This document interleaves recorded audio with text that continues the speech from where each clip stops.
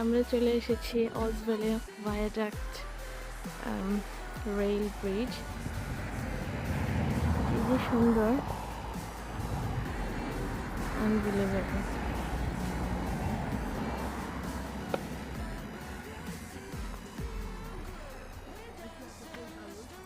এখানে আমাদের হোটেল থেকে 1 ঘন্টার ড্রাইভ।